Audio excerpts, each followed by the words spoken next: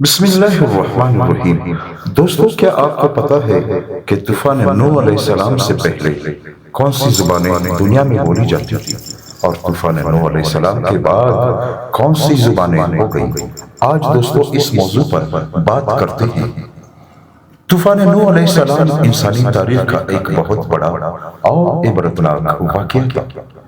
جب دنیا میں لوگ اللہ کے احکامات کو بھول گئے، ظلم، فساد، بت پرستی اور نافرمانی عام ہو گئی، تو اللہ تعالیٰ نے اپنے نبی حضرت نوح علیہ السلام کو اپنی قوم کی ہدایت کے لیے بھیجا۔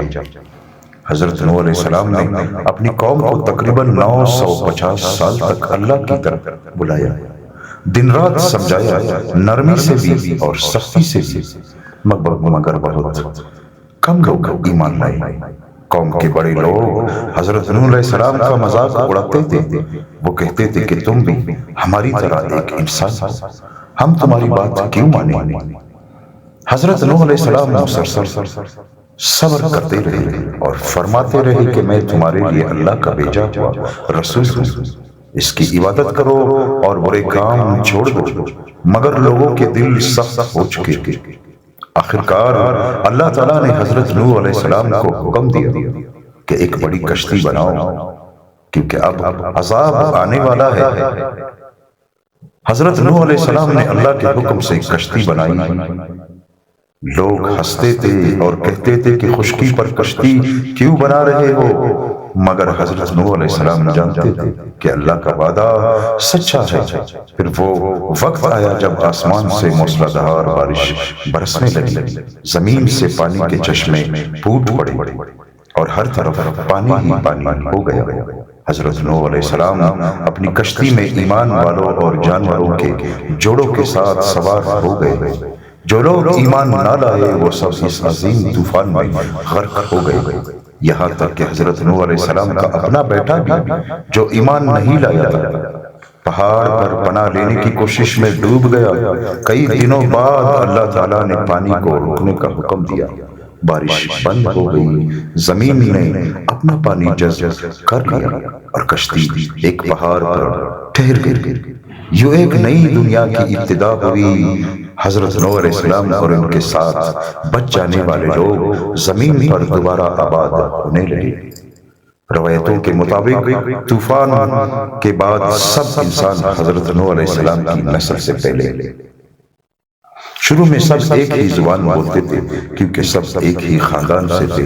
وہ ایک دوسرے کی بات آسانی سے سمجھ لیتے تھے، ان کے درمیان کوئی لسانی فرق نہیں تھا۔ حضرت نوح علیہ السلام کے 3 بیٹے تھے، سام، حام اور یافس۔ انہی تینوں کی نسلوں سے دنیا کی مختلف قومیں وجود میں آئیں۔ سام کی نسل سے عرب، عبرانی اور مشرقی اقوام پیدا ہوئے۔ حام کی نسل سے افریقی علاقوں کے لوگ پہلے، جبکہ یافت کی نسل سے ترک، یورپی اور شمالی علاقوں کی قومیں وجود میں آئیں۔ وقت گزرتا گیا، لوگ مختلف علاقوں میں جا بسے۔ کچھ لوگ گرم صحراؤں میں آباد ہوئے، کچھ برفانی پہاڑوں میں، کچھ سمندر کے کنارے اور کچھ گھنے جنگلات میں۔ ہر علاقے کا موسم، رہن سہن، خوراک اور عادات مختلف تھی۔ انہی فرقوں کی وجہ سے لوگوں کے بولنے کا انداز بھی بدلنے لگا۔ پہلے صرف لہجے بدلے، پھر الفاظ بدلنے لگے اور پھر ان کے زبان کئی زبانوں میں تقسیم ہو گئی۔ ایک مشہور روایات کے مطابق ابتدا میں تقریباً 70 سے 72 زبانیں وجود میں آئی۔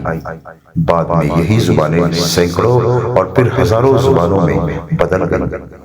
یہ سب اللہ تعالیٰ کی قدرت کی نشانی تھی۔ قرآن مجید میں اللہ فرماتا ہے کہ تمہاری زبانوں اور رنگوں کا اختلاف بھی اس کی نشانیوں میں سے ہے، یعنی آسمان کا مختلف زبانیں بولنا، یعنی انسانوں کا مختلف زبانیں بولنا کوئی کمزوری نہیں بلکہ اللہ کی حکمت اور قدرت کا ثبوت ہے۔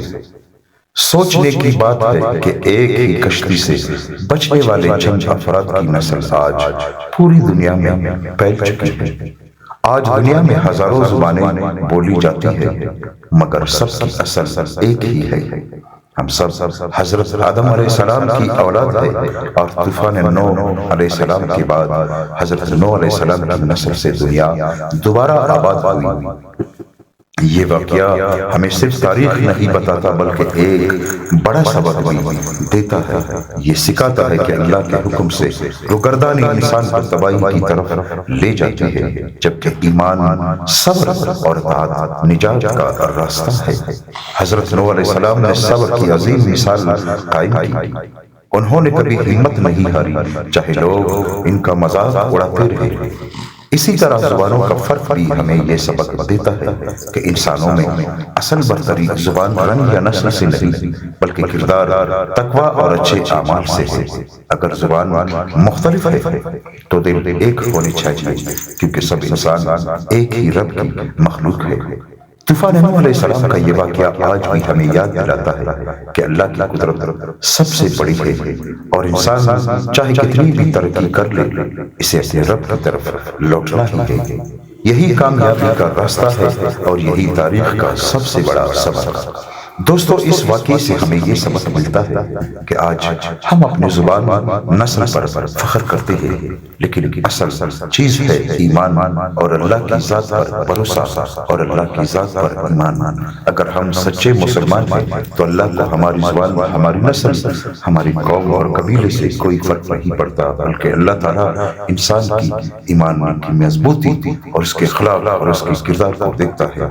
دوستو، اس طرح کے واقعات دیکھنے کے لیے میرے چینل کو سبسکرائب کریں اور اس ویڈیو کو اپنے دوستوں کے ساتھ شیئر کریں۔ ملتے ہیں دوستو دوسرے ویڈیو میں انشاءاللہ۔